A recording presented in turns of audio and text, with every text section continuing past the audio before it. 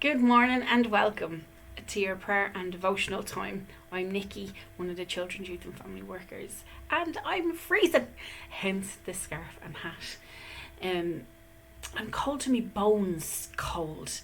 I've been cold for days now, and it got me thinking that maybe my cold is more than just feeling freezing. Like holy moly, what a week we've had in a news sense.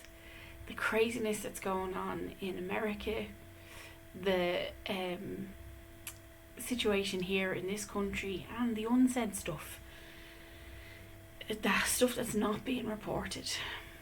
I'm sad about a lot of what's going on at the moment, about what I'm hearing about how people are behaving in America, and just the way our government is supposed to be taking care of sorting out the COVID situation, when we see other island countries that have got it sorted and they're COVID free. So why are we still in this situation? Makes me sad.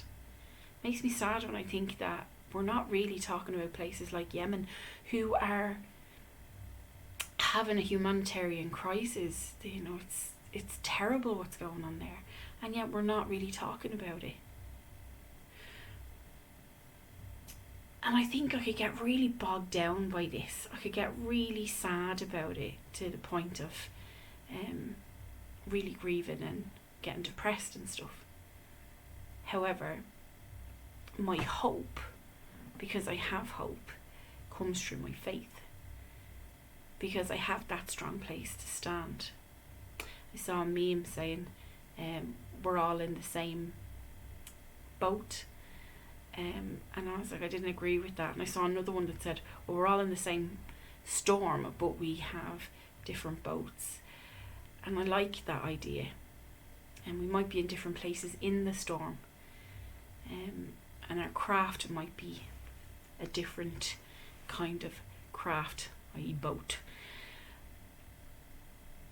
And I have an assurance that our boat is being made by something bigger and stronger than we are. I have an assurance in that. And that boat, us, needs the daily practice of remembering that there is something bigger and stronger in the world, that has better knowledge of us and everything else that's going on around us. The boat image reminds me of images of stories of Jesus standing in the boat and quieting the storm. That gives me hope. He got out of the boat and walked on the water. That gives me hope. That the Christ that I worship has this in hand and is with us in it all. That helps a lot to know that.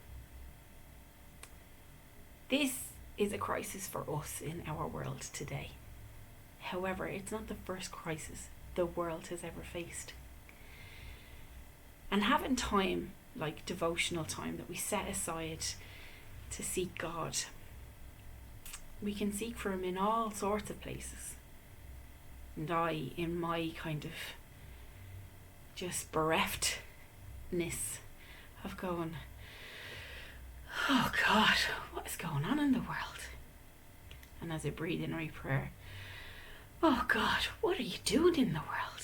And as I breathe in my prayer again, oh God, what do you want me to do about it? It got me looking and remembering about a poem by Rudyard Kipling. And that poem is called If. And I went looking for it in my daily devotional the other time, because it was about a conversation with a parent and their child. Now in the story it's man and son, but it could be, gender's not important in the thing. The words of the poem really are. Because if we were to live the way the Rudyard Kipling poem If goes, there's real hope in there. We have hope in prayer. That's where my hope comes back in, because I breathe in and remember that I'm part of something bigger. I breathe in and remember that I've a God that's with me, that's leading and guiding me. Let's listen to the words of the if prayer and then just go, shine, be bright in your day, wherever that takes you. Amen. The Kipling poem is one of my favourites since I was a boy at school. My father read it to me once. And I think it to me as a little boy, it summed up what a man should be. If you can keep your head when all about you are losing theirs and blaming it on you. If you can trust yourself when all men doubt you, but make allowances for their doubting too. If you can wait and not be tired by waiting, or being lied about, don't deal in lies, or being hated, don't give way to hating, and yet don't look too good nor look too wise.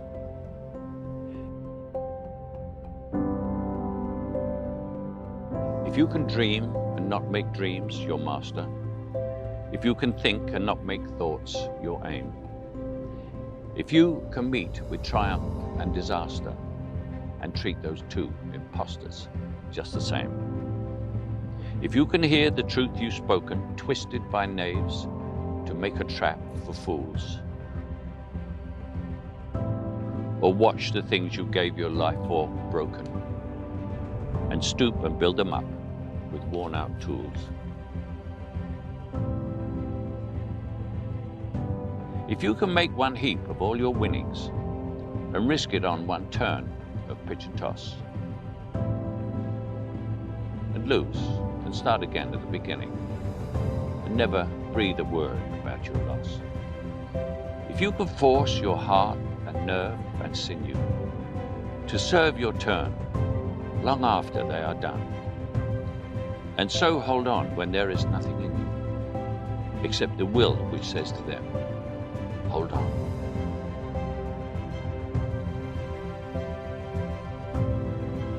If you can talk with crowds and keep your virtue, or walk with kings nor lose the common touch, if neither foes nor loving friends can hurt you, if all men count with you, but none too much, if you can fill the unforgiving minute with 40 seconds worth of distance run, yours is the earth and everything that's in it, and which is more, you'll be a man.